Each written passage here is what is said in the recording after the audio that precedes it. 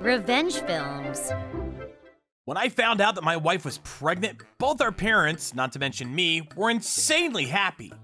My wife had been working until then, but quit when she got pregnant and had a peaceful pregnant life.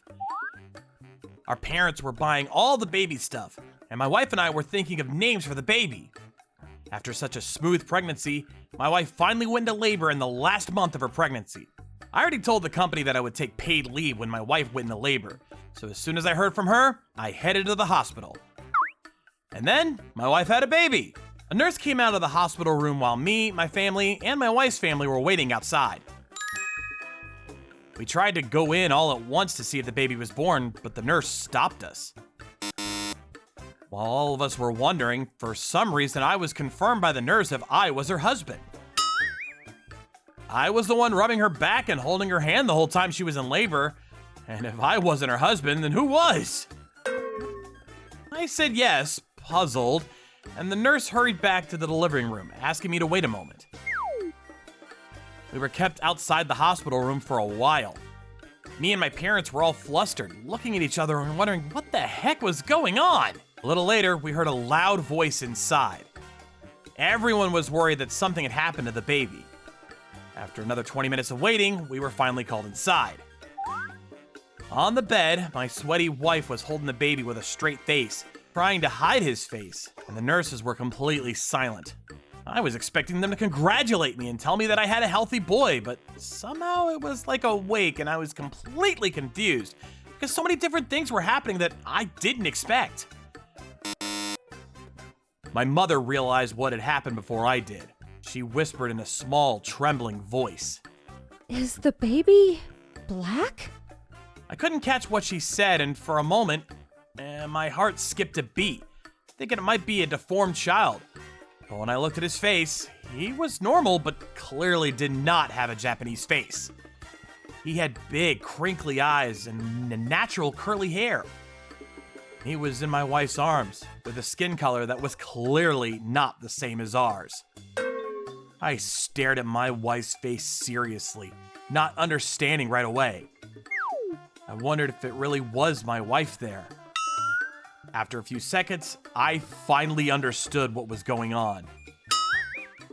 Oh, I was completely lost for words to say and stunned when I realized. And the place was filled only with the sobbing voices of the parents and the sound of the baby crying cheerfully. As it turns out, it wasn't my child, and I knew at this moment that my wife was cheating on me. If this had been Japanese, DNA testing or other methods might have been used, but the fact that it was so different and no such testing was necessary was hilarious. Celebration of the birth of a new life quickly turned into a war zone. The nurses had never seen anything like this before, and they all left in a state of shock. The baby was taken to another room, and then shortly afterwards, my wife confessed to me that she had cheated on me. My wife had a part-time job teaching Japanese to foreigners, and I heard then that she had a relationship with a student who came there. How could you? Shame on you! My father-in-law's angry voice rang out. My father-in-law was so mad at my wife that he wanted to hit her, but my mother-in-law stopped him because she had just given birth. She said she was sorry, but she couldn't get down on her knees because she had just given birth, so she just bowed her head deeply. Please do whatever you want with her, my father-in-law said and got down on his knees instead. I didn't know how to respond right then and there, so I just said, okay. A week later, my wife was discharged from the hospital with the baby, but she never returned home. Rather, there was no home for my wife to return to. My wife's parents had long ago picked up her belongings while she was in the hospital, and she went home to her parents. The visitation meeting for the divorce was held later at my wife's parents' house. That's when a bunch of new facts popped up. Surprisingly, my wife had relationships with a total of 4 men, all students in the same Japanese language class, in less than a year. Her affair with the father of her newborn baby was just the tip of the iceberg. Apparently, she doesn't even know who the father is. My wife, who had little experience with men before we got married, was so excited to be pampered by foreign men that she chose the most convenient of the four to have an affair with every week after Japanese class and on weekday evenings. I had heard from my wife that Japanese language classes were held at night after work because many of the students were businessmen, so I didn't mind at all that she went out on weeknights and came home late. Naturally, I could not forgive my wife, so I immediately asked her to sign the divorce papers, and we ended up divorcing with the promise that I would get all the money we'd saved together during our marriage, 8 million yen, in exchange for alimony.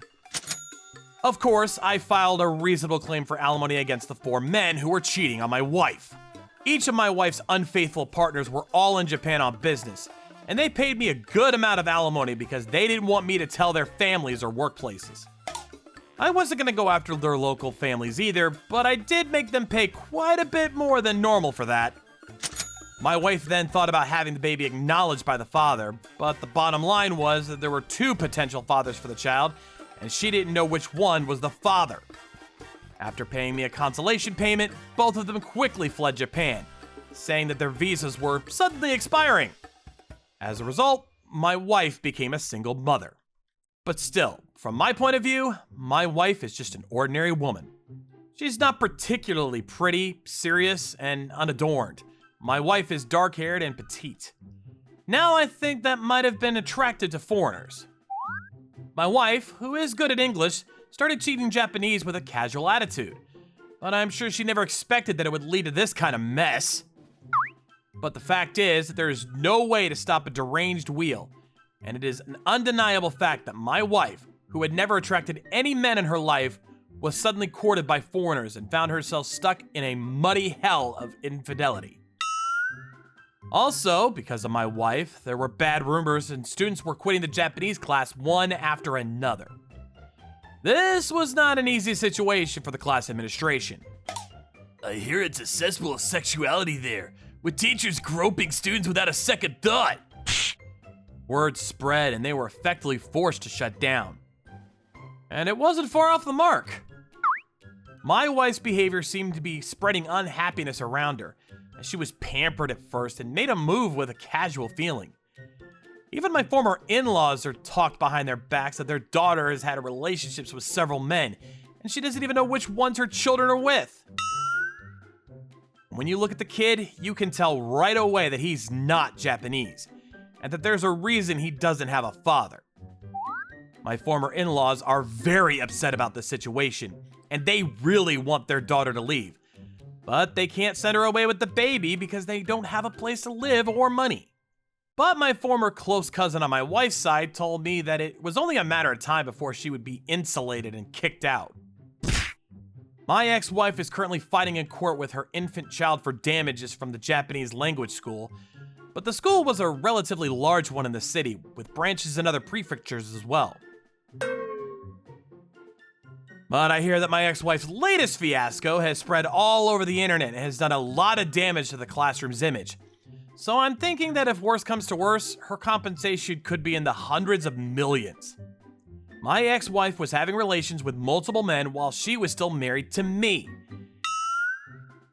And if a Japanese child had been born there, she would have tried to hide it for the rest of her life. So she had a lot of guts. I think this whole thing has shown me the darker side of my ex-wife. I then moved to a new, slightly smaller apartment because I didn't feel comfortable living in the apartment I was living in with my ex-wife. I don't care what happens to my ex-wife anymore, and I don't feel a single bit of sympathy for her. And I think that's exactly what she deserves. How was today's video? If you enjoyed it, please subscribe, like, and leave a comment. Stay tuned for more.